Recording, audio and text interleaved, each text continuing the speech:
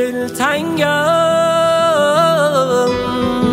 دلم از دوری تو غرق اندوه است.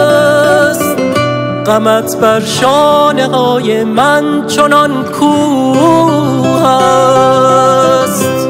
بی تابم،